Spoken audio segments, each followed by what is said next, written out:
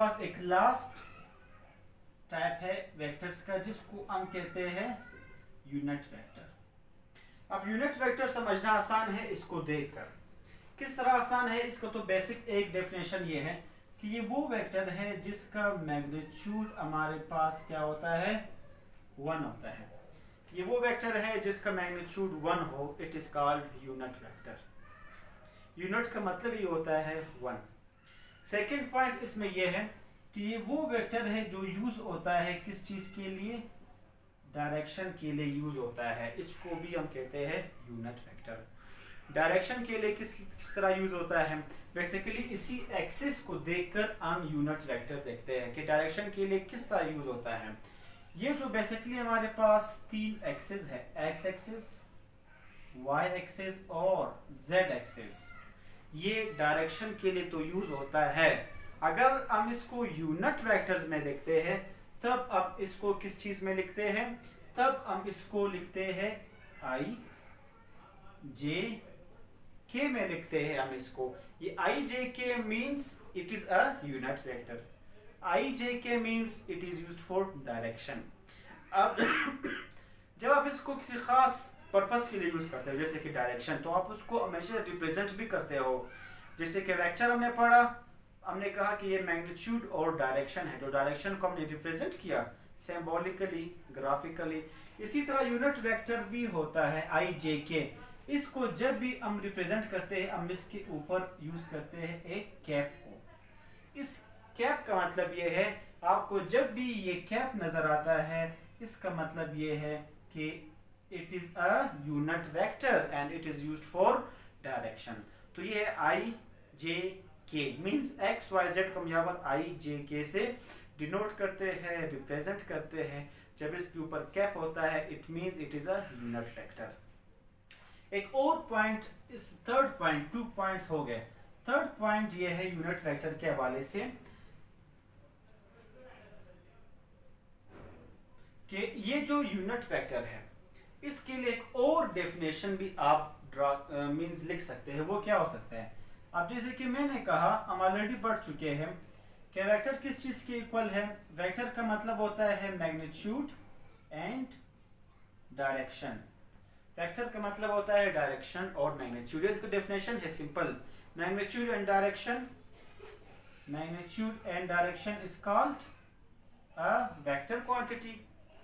अब यहाँ पर मैं कोई भी एक वेक्टर लिखता हूँ, मीन्स कोई भी सिंबल है आप उसको वेक्टर के तौर पर लिखते हो।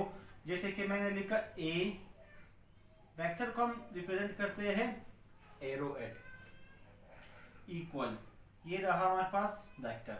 अब इसी वेक्टर को जब हम मैग्नीट्यूड के फॉर्म में लिखते हैं तो हम सिंपल इसको ए लिख सकते हैं, सिर्फ ए मैग्नीट्यूड। क्यू लिख सकते हैं, ये स्केलर क्वांटिटी में हम डिटेल से कर चुके हैं।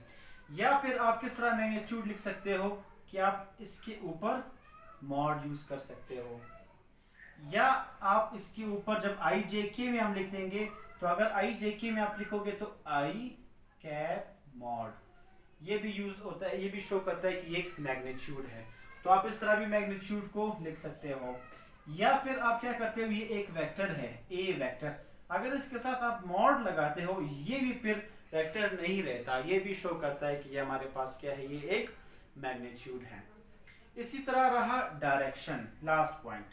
डायरेक्शन के लिए हम क्या लिख सकते हैं, डायरेक्शन को हम किस तरह रिप्रेजेंट करते हैं। हमने ऑलरेडी कहा कि आई जे के जैसे कि यूनिट वेक्टर्स है, डायरेक्शन के लिए यूज होता है, इसलिए हम कैप यूज करते हैं। तो अगर इसी ए को हमने, इसी वेक्टर को इन टर्म्स ऑफ डायरेक्शन लिखना हो तो हम क्या लिखेंगे, कैप डालेंगे, तो ये मीन्स ये डायरेक्शन शो कर रहे हैं। अब हम पढ़ रहे हैं यूनिट वेक्टर।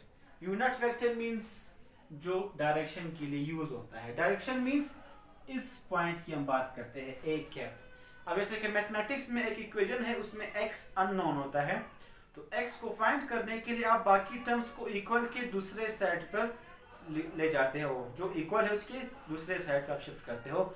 इसी तरह हमें यहाँ पर डायरेक्शन की हम बात कर रहे हैं, यूनिट वेक्टर की बात करें तो इसको हमने एक साइड पर रखना होगा। इसके लिए ये टर्म मल्टीप्लाई हो रहा है, इक्वल के इस तरफ जाकर ये डिवाइड होगा। तो अब इस इक्वेशन को मैं तरतीब से अगर लिखूं, ए कैप, ये ए वेक्टर इसी तरह, ये मैग्नीट्यूड इधर आकर इससे डिवाइड हो जाता है, ये इससे डिवाइड हो जाता है। आप इसको इस तरह लिख ले, इस तरह लिख ले, या सिंपल ए लिख ले। ये आसान मेथड है। सिंपल ए क्या होगा, ये आपके पास मैग्नीट्यूड होगा। इसी तरह अगर आपके पास अब डायरेक्शन है हमारे पास यूनिट वेक्टर, ये हमारे पास रहा इसका ये भी एक और इसका फार्मूला है, या ये इसका डेफिनेशन है। अब यहाँ पर देख ले यूनिट वेक्टर किस चीज के इक्वल है, वेक्टर और ये वेक्टर है, ये मैग्नीट्यूड है। तो आप इसको आसानी से मींस डिफाइन कर सकते हो कि vector divided by its magnitude, vector divided by its magnitude is called a unit vector. Vector divided by magnitude is called unit vector. ये भी इसका एक डेफिनेशन हुआ। लास्ट पॉइंट, ये डायरेक्शन के लिए तो यूज होता है। हम इसको प्रूफ करते हैं किस तरह से। अब हमारे पास कोई भी वेक्टर है, कोई भी वेक्टर मीन जैसे कि हमारे पास है 3 मीटर ईस्ट, कि फर्स्ट कर ले एक वॉकिंग डिस्टेंस की है हमने 3 मीटर ईस्ट की तरफ, तो ये तो हुआ वेक्टर। अगर इस चीज को हम इस फार्मूले में पुट करना चाहे तो फार्मूला क्या होगा, A cap is equal to vector हमारे पास गिवन है, वो क्या है 3 मीटर ईस्ट। क्यू वेक्टर है हमारे पास 3 मीटर ईस्ट, क्योंकि इसमें मैग्नीट्यूड भी है डायरेक्शन भी है, डिवाइडेड बाय मैग्नीट्यूड। तो अब इस लाइन में मैग्नीट्यूड क्या है, ये मैग्नीट्यूड है, तो हम सिर्फ मैग्नीट्यूड लिखेंगे। अब देखेंगे, देख 3 मीटर कैंसल, ये सेम है तो कैंसल हो जाएंगे। ये ए कैप किस चीज के इक्वल आया है, ये सिर्फ ई के इक्वल है, ई मींस ईस्ट। आप देखेंगे कि आंसर में हमें सिर्फ और सिर्फ क्या मिल रहा है, हमें सिर्फ और सिर्फ ईस्ट मिल रहा है। East means direction. ये भी इसका प्रूफ है कि it is used for the direction. तो ये रहा हमारे पास unit vector and Cartesian coordinate system. Next lecture में इंशाल्लाह मिलते हैं, इसी चैप्टर को कंटिन्यू करते हैं। तब तक के लिए अल्लाह हाफिज़, थैंक यू।